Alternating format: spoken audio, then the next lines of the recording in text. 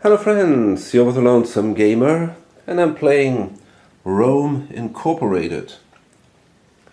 Now, I'm not sure when I can load this up, and also during the last, I think the first 3 went up, and from then on I couldn't upload anymore because I don't have an internet connection right now anymore.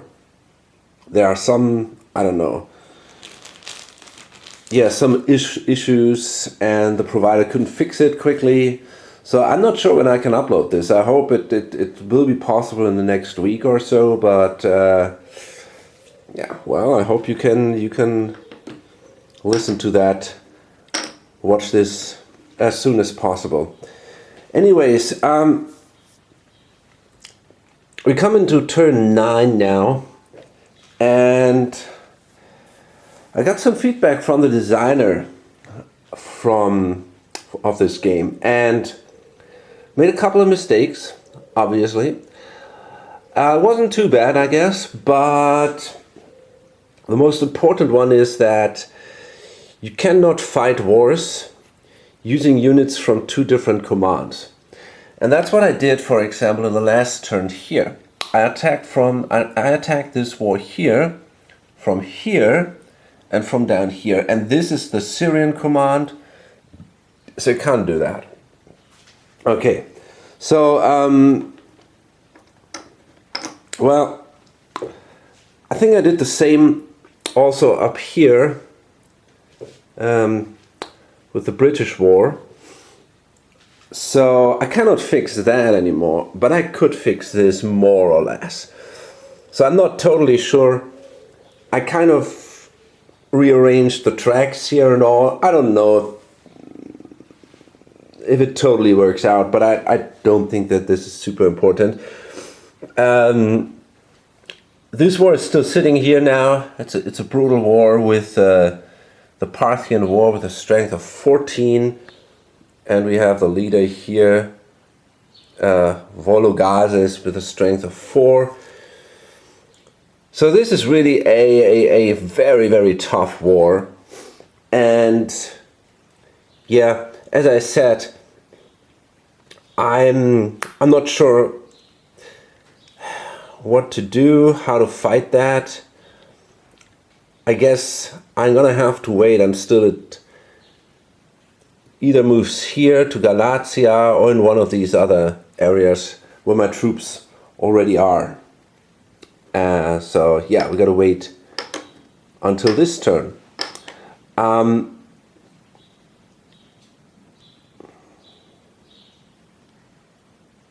Yeah, okay.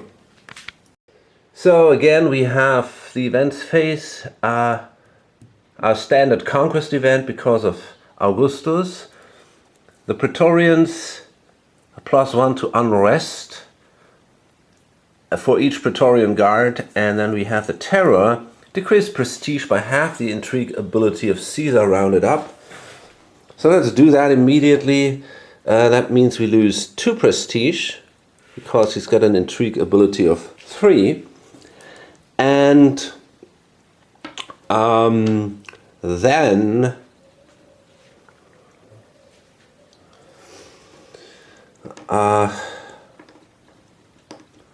we're gonna see an annexation.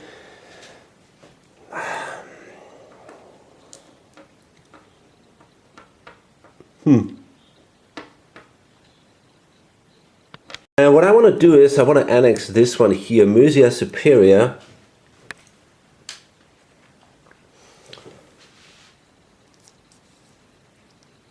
Otherwise we might see they become barbarians last turn, and if I don't do that, then definitely this is going to fall this turn too, Mysia Inferior.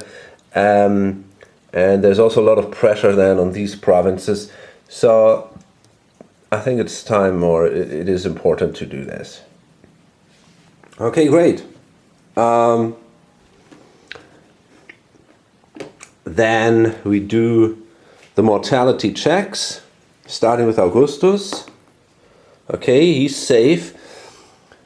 we might play the whole game with the same emperor, which is weird, and but I don't know how often that happens, because this is the first game I actually play, at least completely. So the consul survives, Caligula survives, Nero is fine, Otto, Galba, okay, Galba dies. That is not good. He was a good fighter. So, kind of sucks, but okay. And Tiberius, and I definitely want to keep him. Fuck it. Shit. Yeah, he is my best fighter. Okay, great. Now I only got total losers, except this guy. I could Silvanus. He's still a good fighter, but it's really not good. We lost a lot of good fighters here, and now we got to roll for the leaders. This guy up here. Oh, that's sweet. Boudica dies. Okay, cool. And I wonder. Yeah, so I also roll for the leaders that are actually already engaged with war. So let's do this guy down here. He's fine, and maybe we're lucky and the Parthian leader will die. Barely. Okay, anyways. So again, the assassination is not possible, basically. And we go to the treasury phase, and we're going to do some tax rolls here. Okay, although I started pretty poorly with my rolls for taxation, Hispania, Gallia, Italy all failed. But I was doing good in Syria, which gives me a lot of money, and in Egypt too. So in the end, now I'm sitting on a solid amount of money, 570, 80, 86, 80, 81 bucks, 581. That is obviously ridiculous, and I gotta spend 90 for my troops. And now we got to move the wars. And let's see, I mean, basically we got 2 wars on the board. I'm going to do that with you here. This war has a pillar rating of 2 because there's a leader with it. So the chances that it move away will rises quite a bit. A 3 might not be enough.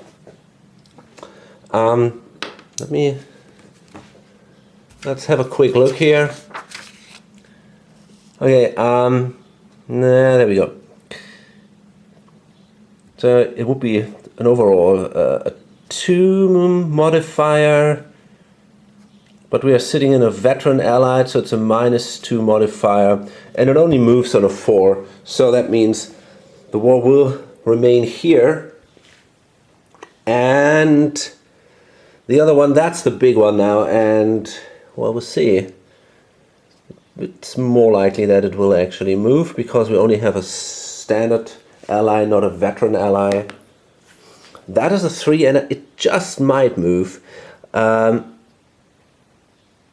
So we add 2 for this. So it's a 5. -1 because it's an ally, so it goes to 4, and that means the war will actually move. However, there are a lot of options where it could move. Well, on the other hand, he's going to follow the road if possible, so that means he's going to move here to Galatia. Okay, there we go.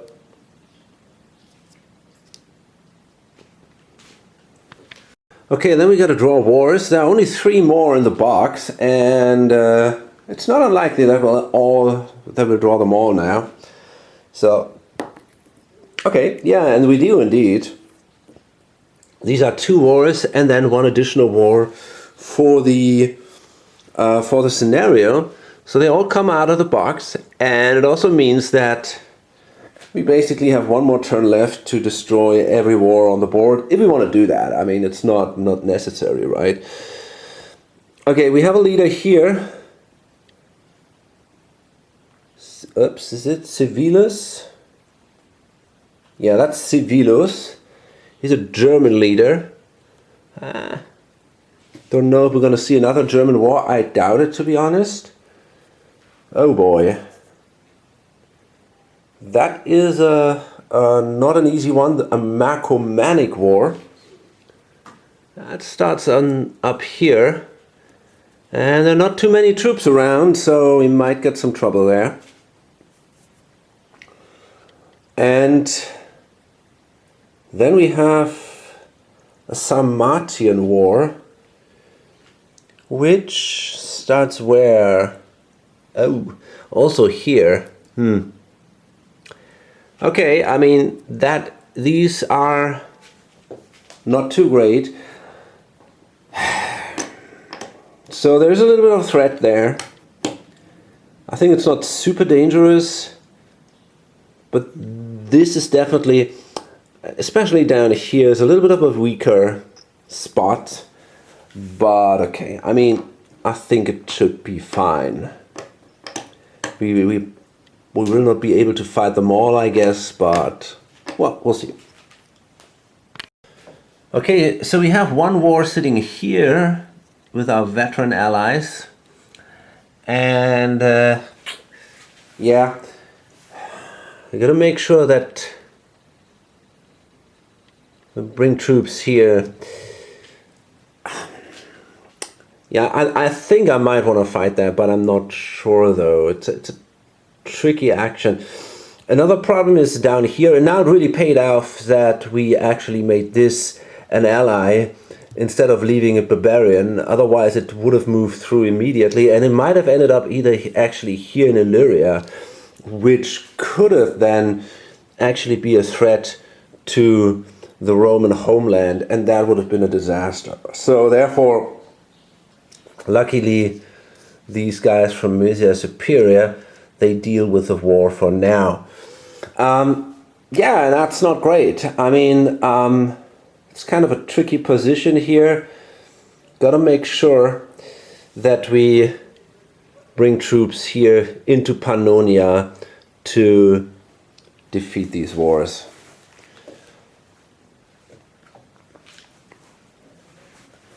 I guess I want to let Britain go. It's not that I don't need it, right? So I might take these troops away from here. It's not such an important space, and instead bring them here somehow. And maybe also some guys here from Egypt now. It's looking better. Thebais is now no longer insurgent, so we can take these guys also, or at least some of them, bring them here. And we have a lot of troops sitting, but this is kind of a defense against the barbarians here. Okay, we're gonna find a way, I guess. So the unrest isn't too bad this time. It's only 10. We have a lot of wars or leaders on the board. 6, that was pretty painful. But we only have 2 legions in action, not where they should be based. The fleets are all back in their home bases, or most of them anyways. And we control the grain. So therefore we basically took only 2 additional unrest because of these factors. Okay, let's see how many new statesmen we get. We could use a couple of fighters, definitely. Okay, that's 2. So let's see who's there. Druisus, and he is damn good. And he's a German guy. Does that help? Not that much, but I mean, he's not German, obviously, but he's good against the Germans, right? But still, he's a great fighter. He's got a 4, so that will help. And okay, we got another counter here, the Claudian emperors. So it's kind of the dynasty of both of them now. They would be both now able to enter the throne if Augustus should die. And in addition, an assassination becomes now a little more likely because there are now 2 emperors counters here in the box. So yeah, that might be now a little more dangerous. Okay, so we got 1 fighter. And where do I want to place this guy? Well, I think in Pannonia. I think that's pretty obvious. So we're going to bring 1 to Pannonia. And we need our other guy. We're going to remove the consul from the place and instead place him in Pontica, because that's where we need the other fighter. Okay, great. I mean, this guy is awesome. Look at him. And he's got a 4, another 4, and another 4 Druisos. I think, I'm not positive about that, but I think he was actually a son of Augustus. But I might be wrong here. So we got Nero, and yeah, he's not great at all.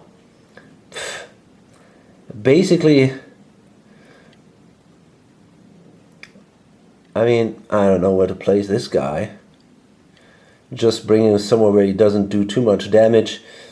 Maybe I'm going to place him in Gallia for now. It's not going to affect things for the worse. So now we can annex a province, and I think I want to make these guys, Mysia Inferior, I think I want to make these guys veteran allies. This weakens this war a little bit, and in addition to that, if I don't do that, I'm pretty sure they will become barbarian, and I don't want that.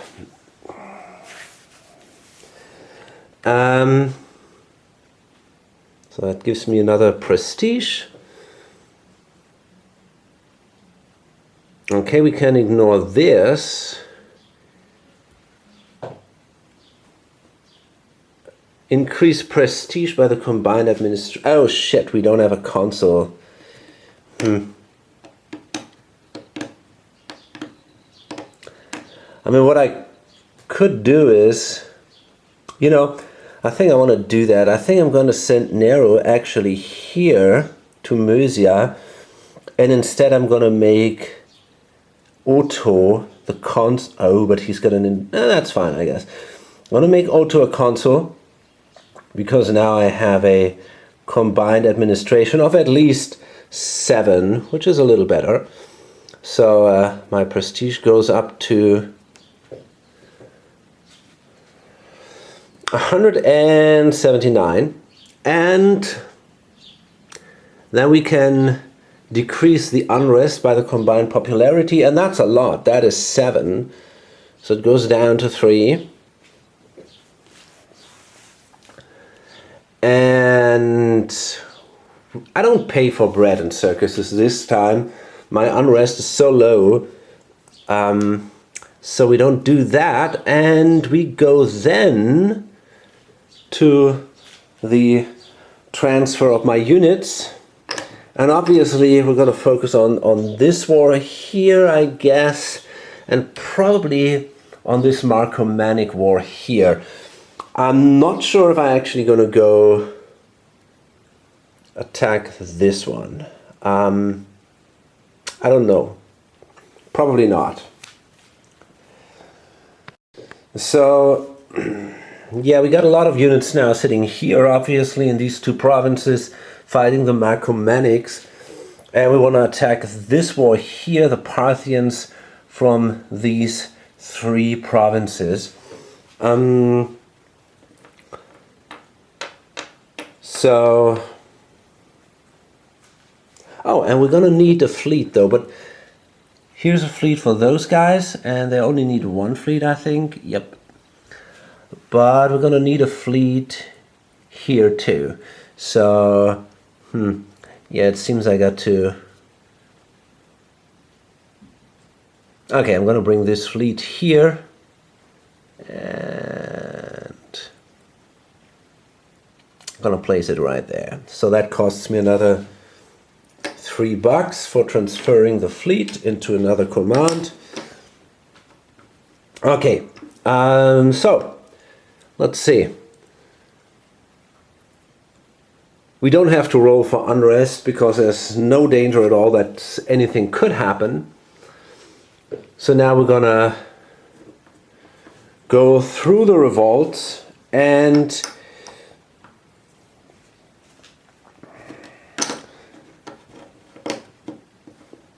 yeah, let's find out if there are any problems. I could see the provinces with the wars that will probably go from veteran to standard allied, and this might go barbarian. Apart from that, we're probably going to lose the insurgency province here because we took all our troops out of Britain. And that's it. I'm not sure, I mean, we're going to roll, but I think that's what I expect for now. Yeah, I think we're fine. It wasn't too bad. We lost Britannia as expected, so this does not longer belong. This command is completely gone, but it's not part of the scenario. You don't need anything of this command. You don't get a penalty if you don't have it. We've lost this one here, Quadia, from veteran to standard ally. They were under a lot of pressure. The war, the barbarian homelands, the barbarian area here. So no big surprise here. That was interesting. We didn't lose that. They remained our allies. I didn't really expect that at all, but they rolled a 1, and so they stayed with us. Instead, we lost these from veteran to standard. But okay. Back here, Arabia became insurgent. And that's it. Asia remains stable, or Pontica remains stable, no problems here, despite of the war. And even these guys remained our allies, and that is remarkable, you know. I mean, they got this Tactarinius with a pillage rating of 2, but the war is kind of isolated. There are no barbarians next to it, so therefore, yeah, I was lucky there. Okay, great. After that, we can do the fighting. So I think I want to start fighting the Marcomannic War here. We are in a huge advantage. So I'm not going to count that totally. If I roll terrible, we'll see. But unless that's not the case, we're going to be fine. And we're actually doing pretty good. That's an 11. That is clearly a triumph. There's no doubt. I mean, that war starts at 11. It gets another. That gives it 1, and that, because it's their homeland, gives it 2. So if I'm not mistaken, that's a +3. That should bring it to 14. Yeah, exactly.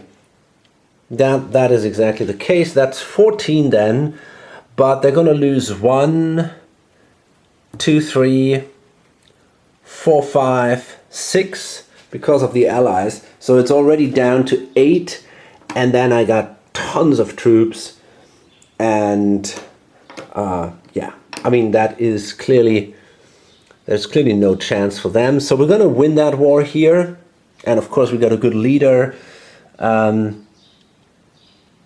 In Pannonia here, a 4 guy, so yeah, no problems for Drusus to win that war. Okay, great.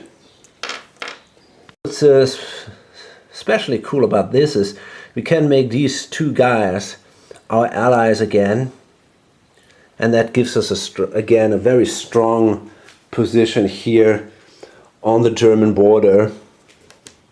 It goes up by 2 here, and we get another 6 for beating the war.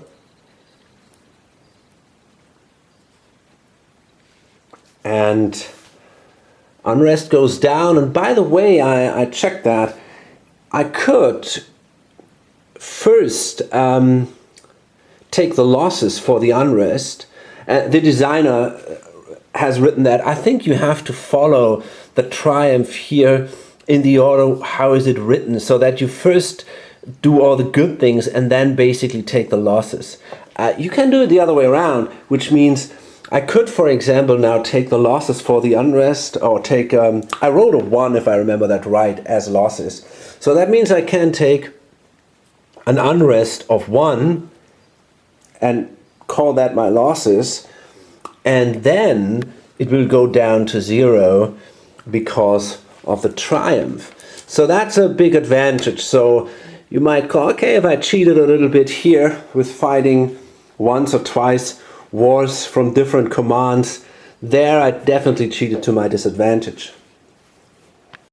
I also get a lot of money out of that war. I get 44 bucks. That is insane. The reason is that Drusus is not only a great fighter, he's also a great administrator. So that makes me rich. And it's a shame I cannot buy prestige points. That would be awesome. Yeah, I think that's it for this war. And now let's do the other one. And yeah, that is not exactly harder because we also have tons of troops positioned here all over Pontico, so it shouldn't be a big deal. Okay, that was just great, a fantastic roll. That would have been a triumph. Okay, but it's a 9, that is just great. So we can just quickly see the war here has a basic strength of 18, but because of this here, it's of the allies we can subtract 5, so it goes down to 13, and then I don't know what's going on here. We have a modifier of something like, it is really hard to guess. I don't know, maybe 20 or something, maybe even more. So this is clearly a triumph. And the thing is, and I modified it by the war's strength. I'm not sure if when I do the triumph procedure, I always just did the war's strength itself. Maybe I actually should add the leader's strength to this. That it might actually, I don't know, man. No, but I don't think so actually, because it also distinguishes here clearly between war's strength and then you add the leader's strength. And it says here, equal to the war strength. Yeah, so I think it's fine. We get a ton of money. This guy has an administration ability of 3, so 3 times 14, is that 42, I guess.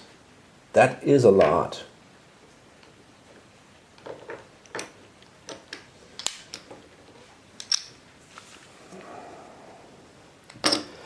Okay, great. And loss is also minimum, so we were really lucky here. So again, I'm going to take 1 unrest and it goes to 0 then. And we're going to get 7 additional prestige. So we're doing very, very well here. These counters go away. We can do 2 more annexations. And you know,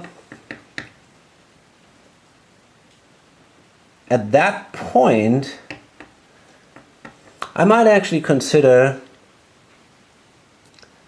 making these guys Roman provinces. I mean, they go obviously first through this insurgency province process, but because I know I don't have to care too much about wars in the next turn. Only 2 wars left and no one will come up, and they're not that strong. I might actually do that. And I can do the insurgency, handle them in the next turn, and they're pretty much isolated here, and not like this where you have where they're the barbarian influence from outside or something. So they're much easier to actually get. It's only a +1 modifier during the revolt phase. So if we place a strong governor in there, it's pretty easy to make these loyal Roman provinces. So we get another 2 here, and then if things go well,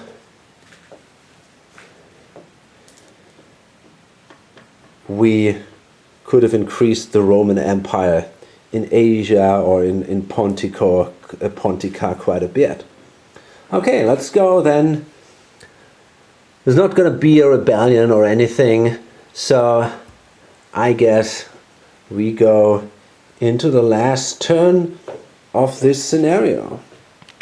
Okay, so we're in round 10 or turn 10, and yeah, obviously the last one.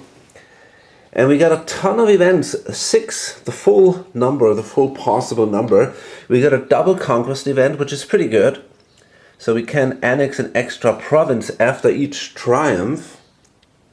However, in this case it might not be that good, because well,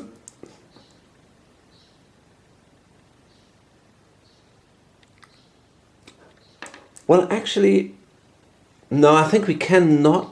Yeah, I think we can actually not annex the first province because of his special ability, because that was basically the first event marker, and then when it was rolled again it doubled. So we cannot do that. Then we have the inflation, which totally sucks, but we have that much money that it's basically meaningless here. We gotta remove half our money from the treasury. So let's do that. Okay, so I had 549, so I lost 275. And we also have a +1 to each tax roll, so the doubling becomes less likely, but we have enough money to easily make it to the end of the game. Then we have the persecution, which is also not that great. That will decrease our prestige by half the intriguability, so it goes down by 2 points. And eventually, and that's a big one, we have again the plague, but the plague is doubled. So that means we got a +1 to each mortality. So there is a good chance that actually Caesar will now die, because now on a 5 or 6, the leaders will die. And we're going to go through that. So we start again with Caesar. And this time, he did. He doesn't survive the game. So, yeah, let's remove him. And we can be curious who becomes the next Caesar. Otto, he survives. Caligula, oh my god, I don't want him. He survives. We got Drusius, also fine. Nero, he's also fine. And Silvanus, and he's also fine. So just Augustus died. But we also have to go for the leaders, the guy, the Moorish war leader. He's also fine. We have up here Civilus. He dies. Very good. That helps a little. And Simeon down here. And he also dies. Pretty cool. Okay, fine. Now, eventually I will be able to show you the succession for the new the new Caesar. That is quite an interesting thing, and I wish I could have done that a little earlier, because you cannot freely choose who becomes the new Caesar. You have to follow a specific order here. So let's find out who that's going to be. When Caesar dies, appoint a new Caesar in the following order. March on Rome if Caesar is killed by a march on Rome in the Civil War. That is not the case. Imperial statesman. The highest ranked imperial statesman with his emperor's counter in the emperor's box is made Caesar. Okay, so we got two emperor's counters in the box. These are the Claudians and the Julians. So one of them is going to be the new Caesar. And this here is the emperor's chart. You can see for the whole game, it's a ton of people. And, well, I mean, these are not all names, sorry, but we only have these. But here, the Julian emperors, the first one is Augustus, and the second one is Tiberius. So this, and this guy is alive, I think. Is he? No, he's not. That's a shame. So he's not going to be Caesar, obviously. Then we have Germanicus. He's also not there. And then it's actually Caligula. And he is going to be the next emperor of Rome, because you have to follow from left to right this order. If it would not have been him, then it would not have been a Julian emperor. We would have gone to the next one, and then it would be Drusus or Claudius or Nero, and so on. If nobody of these guys would be available, which is easily possible, especially at the beginning of the game, then the next guy would be the prefect, so the guy, the governor of Italy, basically. But only if the Claudian emperors is in play and Caesar is assassinated. And okay. Then it would have been a random rebel. Then it would have been the consul. So that's why you want to make sure that you usually have a good consul here if nobody else is available. And then, if that's not the case, you use the Senate, a generic Caesar, and that would be obviously really bad. So right now, we have Caligula, and that's not good. So technically, it is now possible to assassinate him. The problem is, if we do that, I think we're going to lose prestige.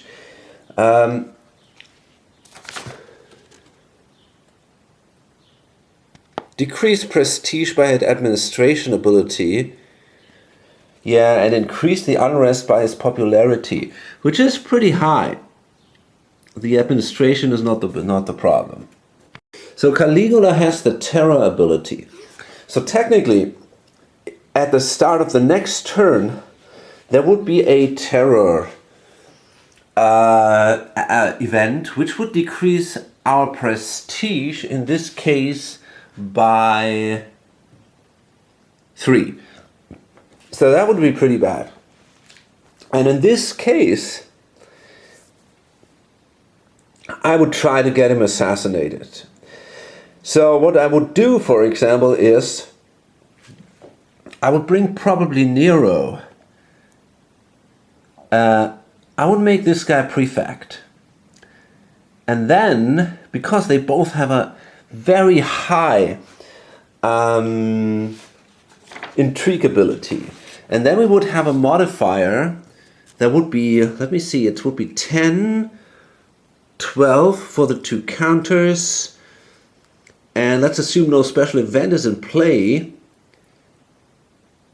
We could subtract 1 for the Praetorian Guard, so that would be an 11. So if we would then do an assassination,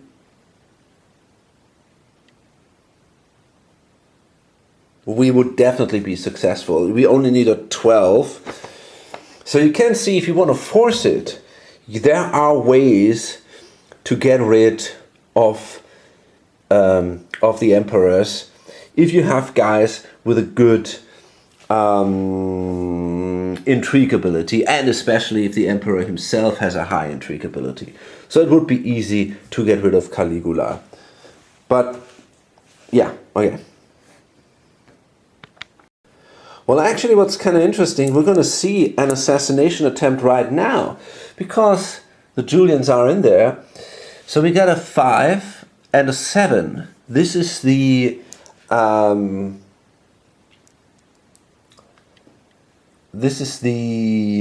intrigue rating, and then at a +2 is a 9.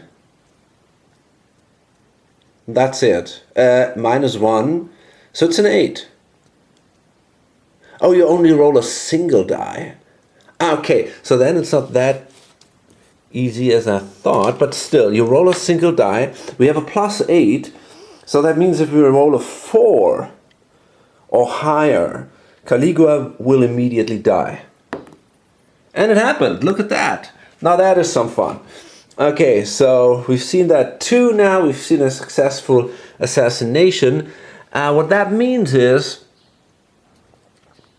let me see. Decrease prestige by an administration ability and increase unrest by his popularity. So the administration is 1, the popularity is 4. So the prestige goes down by 1 and the unrest goes down. It goes up by 4. Okay, and that means now we come to the next emperor. And let's see who's that gonna be. Now wait a minute.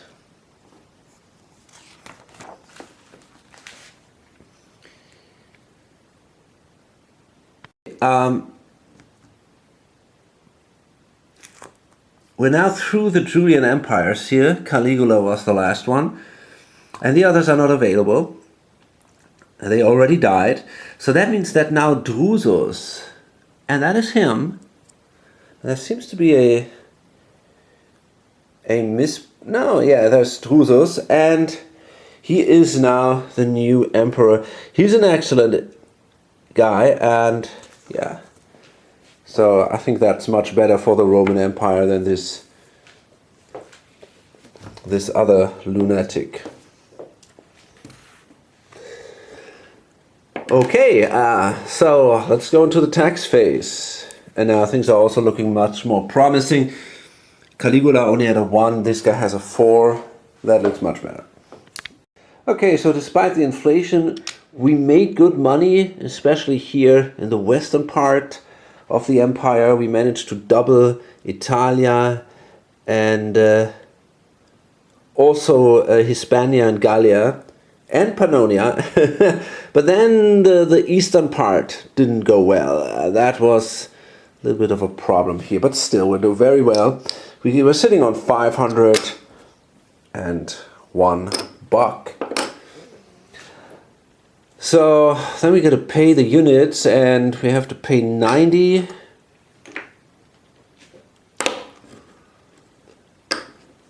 We got to move the wars, and I guess, well, 2 wars are left. The one down here and this Sarmatian war here. So let's start with this down here. And that will not move. The one here, we'll see. 3. I don't think it will, but let's find out.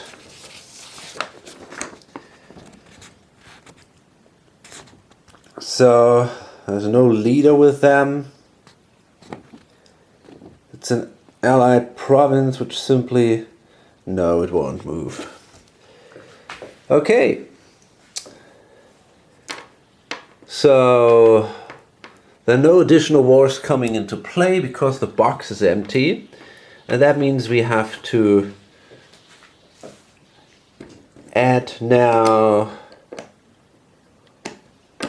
2 unrest for the 2 wars. There are no leaders or somewhere in their homelands. And let's see, we have here a fleet which is not in place. And this is pretty much it. So that's 1 point. Any legions? Well, there are legions not in place.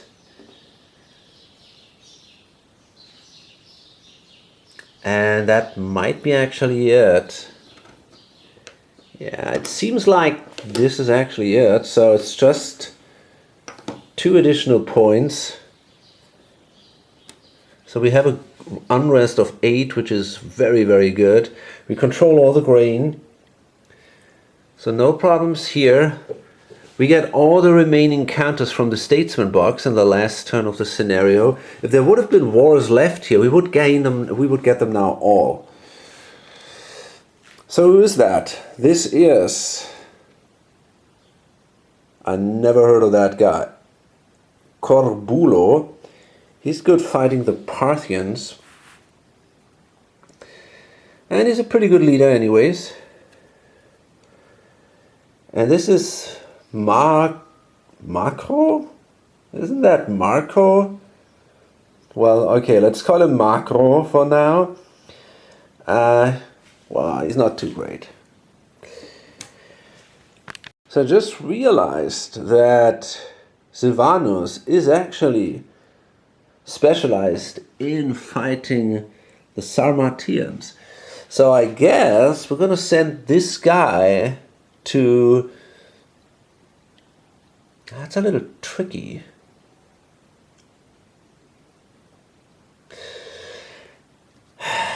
It's going to be hard to fight them. Well, if we make this an insurgent province, we might be able to do it from here and here. So yeah, I think I'm going to send him to Pannonia then.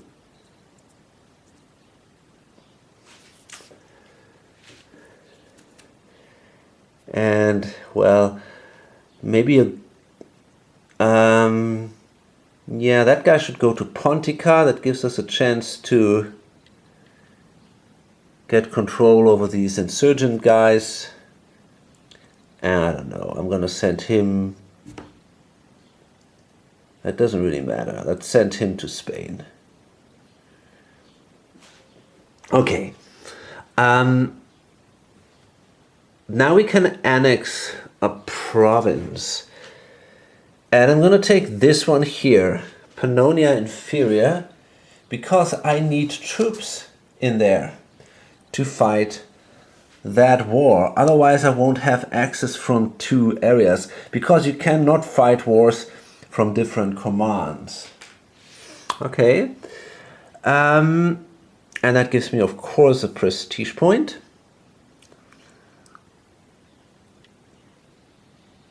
Okay, increase prestige by the combined administration, which is 6. So it goes up here. And decrease unrest by the combined popularity, which is 7. So that goes down to 1. I'm not going to pay for bread and circuses. People seem to be pretty happy. So now we're going to transfer the units. And it's, I mean, the good thing is they're all sitting already in Pannonia, so we don't have to pay any cost here for the transfer. I guess we're just transferring the units within the province. And also here, a lot of units also already sitting in Pontica, so we just have to bring them into the insurgent provinces. So basically it seems there'll be no transfer cost at all this turn. So in the end I actually did pay some transfer cost. I brought some of these elite units into play here, and I also transferred some units here to Arabia to get the insurgency there under control. Okay, so, well, we don't have to roll the unrest row. We're totally safe with an unrest of 1. People are more than happy. And we get to the revolt phase, and a couple of interesting ones maybe. For example, the ones here in Britannia Superior. This is not going to be so easy for them to stay with us.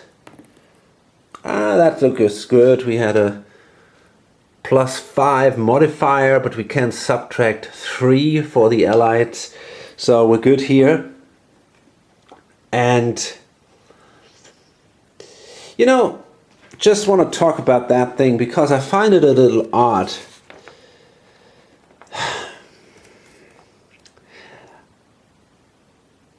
Or maybe let me point that out at the end of the game if I come to my final thoughts. But, okay. Okay, we're good with that. This is all... I mean, we can try this one, for example. I think they might be fine. That's a +5 modifier, -3, so that means we got a +2. So we're just good here. And these are all safe, there's no doubt. Let's see, we got this one here where we're actually sitting in the insurgent province here, and that is not so easy. This is a, I think it's a +2 for the adjacent war. Let's roll it. Let's roll first. Okay, that is a 6. Well, I'm sure they will not become barbarian because of all the troops in here. Let's give it a check. Okay, so it's a +2 because of the barbarians connected, and it's a +2 for the province. And by the way, I forgot to transfer a fleet, and I'm gonna have to do that. I don't have to pay for that, but the fleet has to go here to fight the war, and that also reduces this one here by 1. So it's overall it's a +4 -1 for the fleet, which is a +3. And then we're going to have to count all the units in +1 for the insurgency, which brings it to a +4 again. So we got 3, 4, 5, 6, 7, 9. It's a -5. Now I rolled a 6, which brings it to a 1. And because this guy has a military strength of 4, that means this thing is no longer insurgent. We control it now, and this goes up. Let's check this. This is very vulnerable, and I think we will lose that. We got a +4 modifier and another +2, so it's a +6 modifier -3. We're just good. It's a +3 modifier. That holds. What about these? Well, they're also in a very bad shape. I'm pretty sure these will go away. I'm sure about that. Yeah, probably. That's a +3. That's a +7. -3. It's +4. Yeah, we lose these. They become barbarian, which is not great.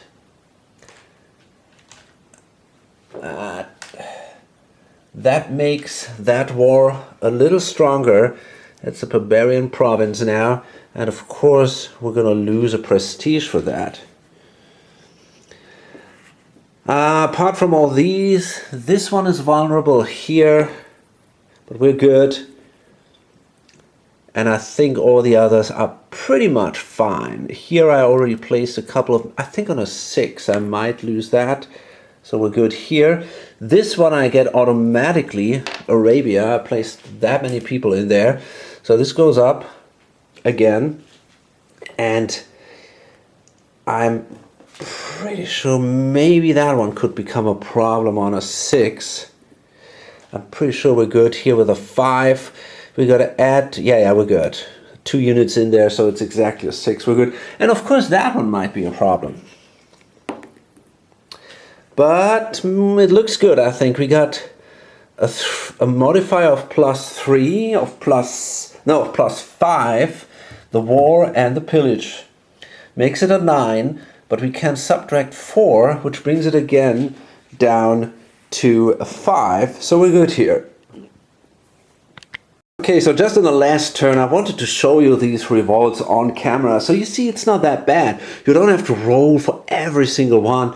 You just roll for the ones that are endangered, and you get a pretty good feeling, you know.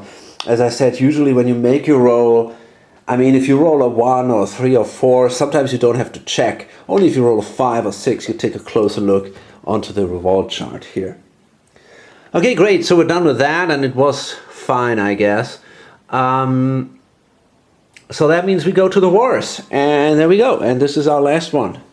We fight these suckers here, some Martians, and I'm gonna roll the dice. It's not, I mean, it's pretty easy. On the other hand, there are a lot of barbarian provinces connected and only one ally. So the war itself is not, I mean, it's not that bad. It's a little dangerous. Okay, I mean, that is a fine roll, I guess. We got a 12, which seems solid. Let's go quickly through the calculations here. There's an 8. And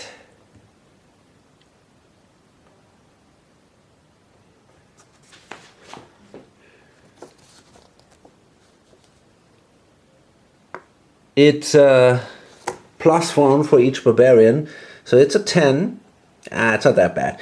And we can subtract 1 from here, so it goes down to a 9. Okay, I mean, this is pretty ridiculous. We got tons of troops in there, and a leader with an ability of 4. Okay, in the end, it wasn't that bad. So that means we defeated this war. And it increases our prestige by 4, which means we are sitting at 202 prestige. That is really impressive. Well, I don't know if it's that impressive, but I think it's okay. In addition to that, we can do 2 annexations. Augustus died, so we cannot do that extra annexation for him, but because of the double conquest here, we can do again 2 annexations. So I'm going to make these guys here in Mysia Superior, I'm going to make them veteran allies. And that gives me another 2 of those. Unrest is at 0. Treasury goes up to 24. Oh, we get another 24 for fighting that war. And I think this is it. Yeah, there's not going to be a civil war nor a rebellion. Oh, we took losses, 3, but okay, you know, I don't care too much. I'm going to do 2 unrest, and I'm gonna, actually I could have done that. I could have taken first the 2 unrest and then reduce it again. And I don't know what I'm gonna do, man. It's not, fuck it, I'm gonna dismiss these legions. Who cares? I don't need them anymore. Even though they're veterans. I mean, these are not legions, but these are auxiliary. Okay, so they're gone. And that's it. We're done with the game. Game ends. So let's check the prestige to see. I mean, we definitely have a victory, and I think it's a glorious one. But you just managed to make it. We have more than 200 prestige, 204, and that is a major victory. Awesome. We did it. We started the thing a little easier by reducing the wars by subtracting 1, which might have given us a bit of an advantage at the beginning of the game. I think from turn 5 or something we then ignored that bonus and played the standard difficulty. I think actually the game might be a little too easy. At least I have that feeling, but it could be the scenario. I mean, usually I'm not the guy who says, "Hey, I want my solitaire game super hard." I don't have a very high tolerance for frustration, and I'm not one of these guys who says, "I want my games, I want to lose 9 out of 10 games or something like that." I prefer it when I usually win. I know it's not much appreciated, this kind of attitude, but I'm one of these guys, you know. I like to win, let's say 7 out of 10 or so. It just makes the game more enjoyable for me. Life is hard enough, and but I want some obstacles on the way, you know. I want the feeling that I kind of achieved something, even though it wasn't too much. In this game, I don't know. I mean, I might have been lucky, especially with the wars. I never had a complete failure, disaster, and I only once had a stalemate, which I could ignore because of the special ability of the leader. So I guess that was definitely lucky. The events, well, I don't know. I mean, I had a couple of plagues, which were a little painful, but apart from that, I think it was a good thing that Augustus survived basically all through the game. I think that gave me quite an advantage. It allowed me to collect a lot of money because of his high administration ability, and he was also pretty popular and all that. So therefore, I think I had some advantage because of that. There's no doubt here. Okay, let's talk a little about this game. There is actually a couple of things that I have to say about that, because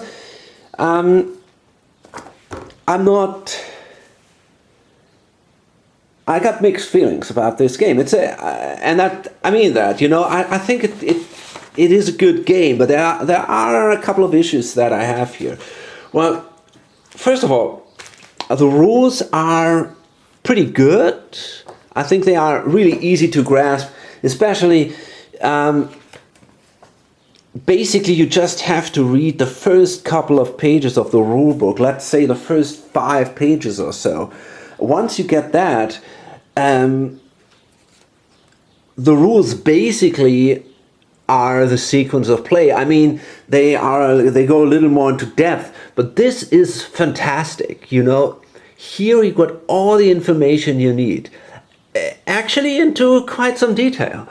So usually if you follow the sequence of play, you don't even have to, I never read the complete rules. I never did that.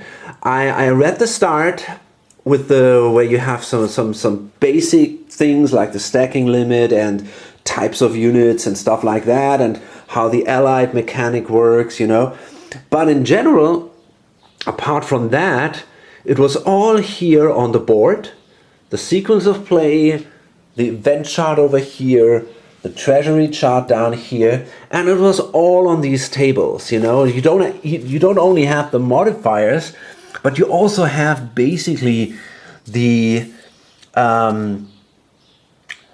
an explanation to how that specific phase actually works.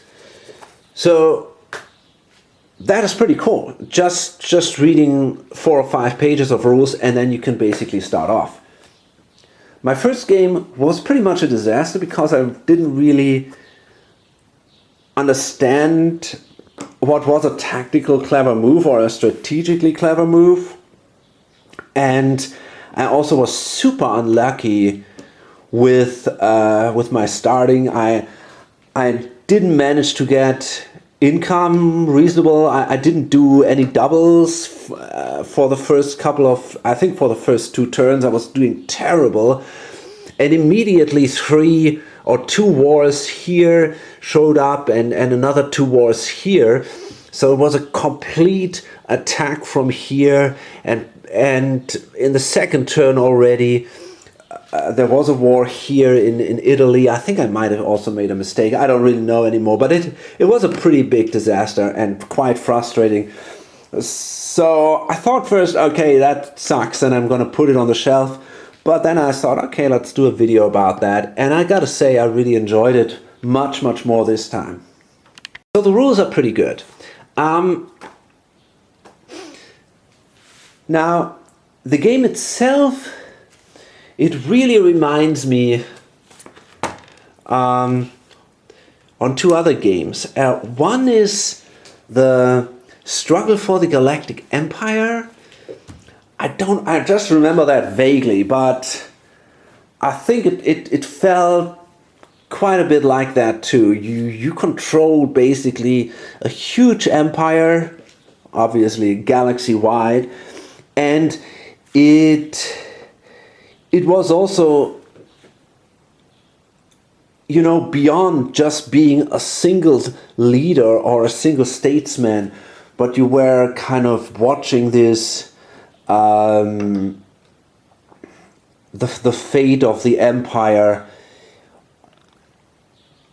through the ages, when you know, leaders died and rebels came and took over and they died and all. In other games, you know, when a rebel comes into command, the game is over, but here you just continue playing and it just is part of the story. And that kind of feeling showed up in the other game too, and in this Struggle for the Galactic Empire. And I remember there was also kind of an event chart like that and all. It was a very procedural game and did most things with dice just like that. But honestly, I just have very vague memories on that game. It felt, I remember that a little bit, it felt much more fiddly, and I don't know, I remember it was very hard to grasp for me compared to this one here, which felt really clear and also very thematic in many ways. What I really like about this is that although you have a ton of modifiers and a ton of, you know, all these tables and all the shit, I mean, it is really a lot, right? You have, I don't know, all these, you know, I think basically 4 pages of tables full of modifiers and stuff. But the thing is, it makes a lot of sense. And that's why you get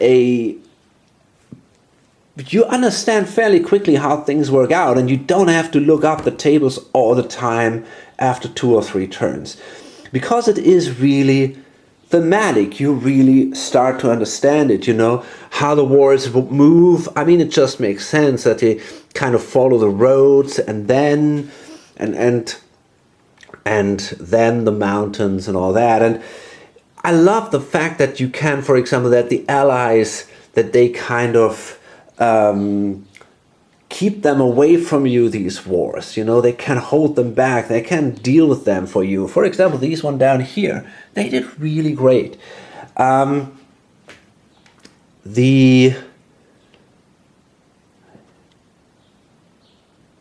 The way the strength of the wars is determined, I like that too. You know, if a war is kind of isolated, surrounded of allies, it's harder for it to get supplies, for example, and all that. So you subtract from the war, and if they are like here, where they are more or less surrounded by barbarians and all, they basically get some advantage out of that. The revolt checks, it's kind of similar, you know. If you have, I don't know, if you are in an insurgent province, it is much more likely they fall away from Rome if there are barbarian provinces connected. So you have to bring in a lot of troops to keep them with you. And I don't know, if there are, if you have a fleet, you can control the rivers that lead to that province, and you get some advantage out of that. You can even build walls, which wasn't possible in this scenario. But I really think that this is all pretty cool, and it really works well, and it feels it feels real. It feels very, very thematic. Not just some random, totally abstract modifiers. You got a pretty good idea, and you got the leaders which add to the wars and all that. So yeah, that is definitely something I enjoyed. There was one thing about the Revolt chart which was really a problem for me to understand, and it was these two last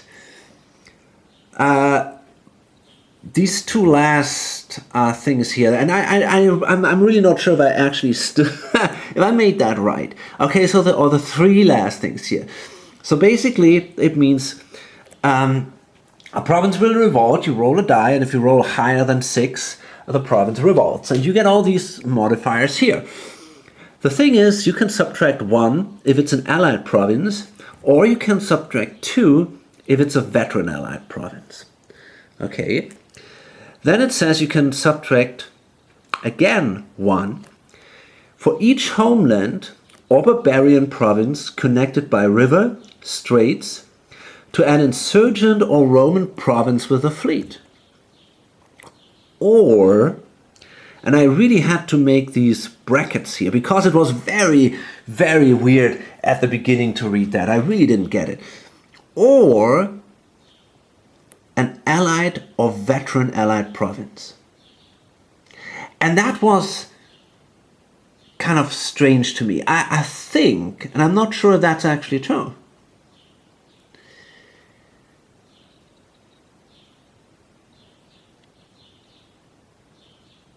I think that means if the province that we are actually talking about, right, the one that might revolt, if it's an allied or veteran allied province, you can subtract another 1. Or, if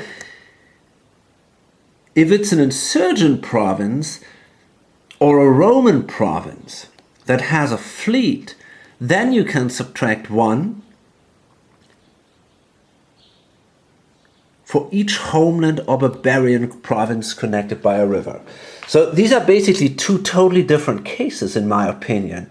If it's allied or veterans, you subtract 1, or the thing with the homeland, or the thing if it's insurgent or Roman has a fleet, you might be also able to subtract 1 for. Okay, and the other thing is again here, if it's a Roman, if it's a Roman or insurgent province with a wall, you can subtract 1 for each homeland or barbarian province connected by a road, desert, or mountain. So basically, this is the same as the fleet, but with a wall, and you can subtract 1. Or, again, when it's an allied or veteran allied province. So that led me to the thinking, and that's what I don't get. It says here -1 to allied provinces or -2 if veteran allied. Now, why didn't he write, if my interpretation is right, why didn't they write -3 to an allied province and -4 to a veteran allied province? That's how I played it. I really don't know if that's correct, but it made the most sense to me. You basically get 2 additional, so a -1 and a second -1, if you have allied or veteran allied provinces. And here you can subtract -1 for an allied province or -2 for veteran allied. So I think that it's basically -3 for allied and -4 for veteran allied. Because this, if these first things apply, you're not talking about allied or veteran provinces anyway, but you're talking about insurgent or Roman provinces. So, I don't know. I find that very, very confusing. I checked on BGG, and I thought the way I read it supports my theory. So I hope I was right there. If not, the game might have been much harder. right? Because then I guess the Allied provinces would fall a lot easier. So I don't know, but it seems to kind of make sense, you know. Otherwise, your allies would be super unstable, and it would be, I think, a very frustrating experience. I already said that the game reminds me a lot about, or a little about, Struggle for the Galactic Empire, but what this game actually reminds me even more is Republic of Rome. It feels totally like Republic of Rome, where they have taken out the negotiation part. You got your events first, and this is done by die rolls, which is exactly like Republic of Rome. And some of them can double and all that, and it feels, again, you have this doubling of events, and so also you have something similar in Republic of Rome. Things like assassinations, and that can be countered by a bodyguard, you know, these two things also is in Republic of Rome. You got unrest that goes up, and at some point you got to do an unrest check to see if things go well. If you survive it, you can pay for bread and circuses to bring the unrest down. You got your statesmen that have influence on that with the popularity. The fact that you have statesmen in general with different status. I think in Republic of Rome it's basically popularity and military experience. Some of them have also a military bonus for specific wars, just like here. You have standard legions and veteran legions. You don't have auxilia in Republic of Rome though. You have the option that, for example, after a triumph, you might have a rebel, also depending a little bit on how many legions he actually controls.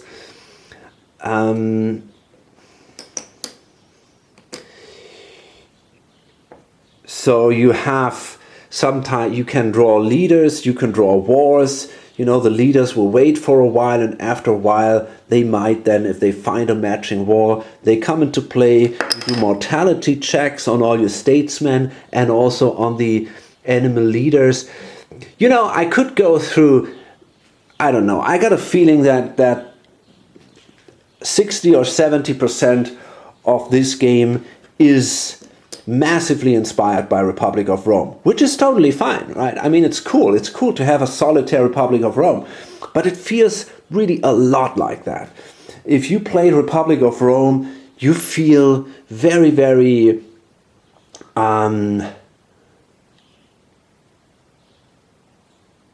it feels very, I don't know, I'm missing the word here, but you feel kind of at home, you know, and you feel already accustomed to what's actually going on here. Of course, in Republic of Rome, you don't have a map. Republic of Rome is essentially a card game. Here, you have a map, but in the solitaire game here, all the negotiation, most of the political aspects are taken out. And this is something that is a little bit of a shame. The game focuses totally or 95% on foreign affairs. And basically all the decisions you make are about foreign affairs. It's how to handle your allies. And that is just a little bit, you know. The most thing is definitely about the troops, where to place your military to control your insurgencies, which you might call internal affairs, and to fight your wars. So most of the things are in the end about the military aspect and not so much about the political aspect. Not at all. And in some way it is really a shame. It feels like a missed opportunity to me. Imagine you have, I don't know, kind of a second board or something, or part of this board would be, for example, the Roman Senate or so, where you have the different factions that kind of struggle for power, or the some kind of abstraction of that. It would be really cool to have some eternal affairs going on that then in the end kind of influence this overall picture. I would have loved to see this additional layer in the game, if that would be more elaborated. However, what that game definitely achieves is the depth of the game and the duration. They kind of match. So the game is not terribly long. So I don't know. I think if you're a little into it, you can play this scenario in, I guess, 2 to 3 hours. You know, and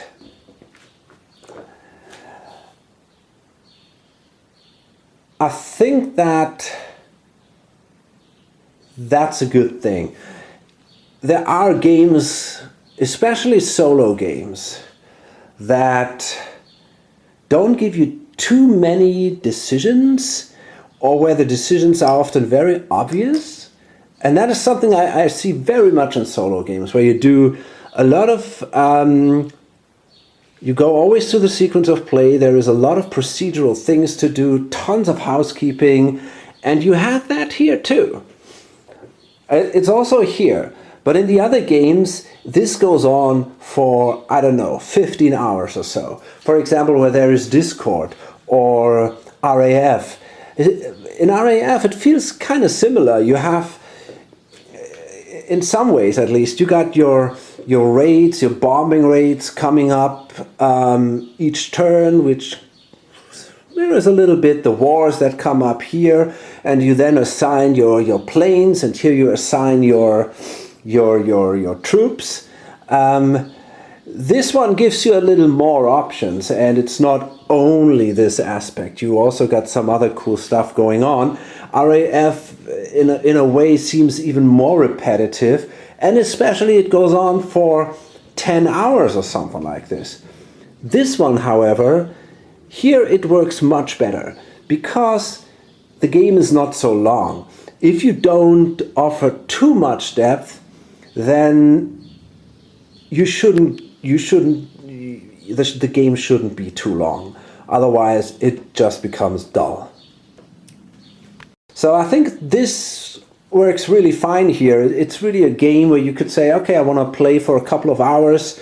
It's a nice storytelling game that shows you the kind of the alternate history of how it could have been of Rome, and that can be a lot of fun. However, for such a, well, let's say it a more light game that doesn't take terribly long, the setup is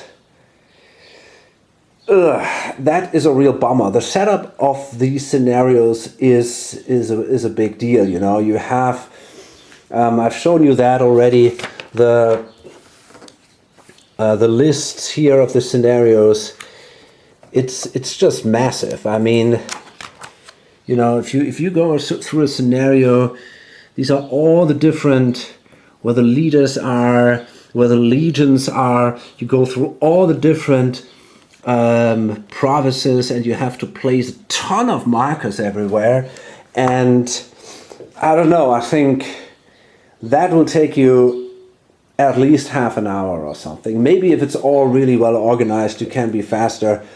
But I think this is a little bit of an issue, especially if you want kind of a shorter, not too long experience. And if you have a setup which takes you half an hour and the game itself is only 2 or 3 hours, yeah, okay, that can be an issue.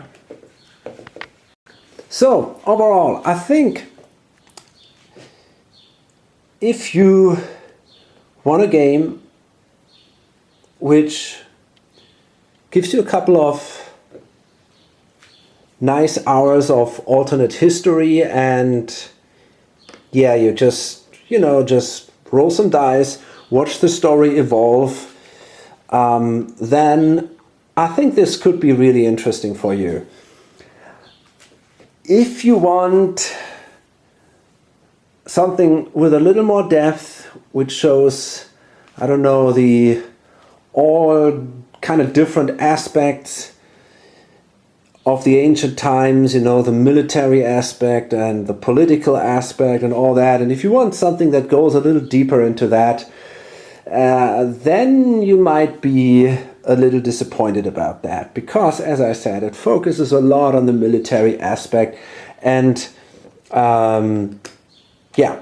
But anyway, I think that's a solid solo game. I definitely enjoyed it, so yeah, might want to give it a shot. Yeah, hope to see you again on my next video or on lonesomegamer.com. Bye.